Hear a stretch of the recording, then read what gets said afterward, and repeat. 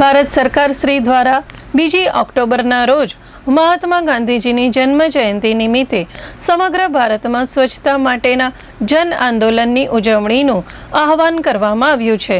આ વર્ષે સ્વચ્છ ભારત મિશનના 11 વર્ષની ઉજવણીના ભાગરૂપે સ્વચ્છતા હી સેવા 2025 ને સ્વચ્છોત્સવ તરીકે ઉજવણી કરાઈ રહી છે। ત્યારે આ ઉજવણીના ભાગરૂપે કચ્છભરના ગ્રામીણ ક્ષેત્રોમાં ઠેર ઠેર સ્વચ્છતા કાર્યક્રમો તથા જનજાગૃતિની પ્રવૃત્તિઓ કરવામાં આવી હતી। સ્વચ્છતા હી સેવા 2025 અંતર્ગત કચ્છની નગરપાલિકા માંડવી, અંજાર, નખત્રાણા, ભુજ સહિતના શહેરોમાં સામાન્ય સફાઈની કામગીરી અંતર્ગત તમામ વાણિજ્ય વિસ્તાર, રહેણાંક વિસ્તારો અને સ્લમ વિસ્તારોની સફાઈ, બાગ બગીચાઓ, ફૂટપાથ સફાઈ સહિતની કામગીરી હાથ ધરાઈ હતી।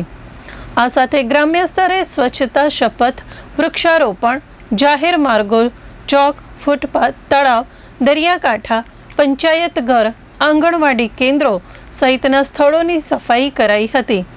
ગઢશીશા ખાતે જીએમડીસીના કર્મચારીઓ દ્વારા સ્વચ્છતા શપથ સાથે તળાવ વિસ્તારની સફાઈ કરાઈ હતી।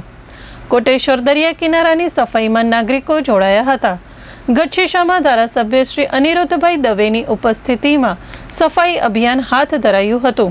મોટા લાયજા, વાંઢિયા, કબરાવ, આમરડી, આધોઈ, કડોલ, મોરઘર, પડાણા, મીઠીરોહર, ભીમાસર, મોડસર, ખેંગારપર, મઉમોટી, રત્નાપર, વેરસલપર, મોયગામ, વાંઢિયા, મોટા કાંડાગરા સહિતના ગ્રામોમાં વૃક્ષારોપણ, શાળા સફાઈ, જાહેર માર્ગો, આંગણવાડી, પંચાયત ઘર સહિતની સફાઈ હાથ ધરાઈ હતી।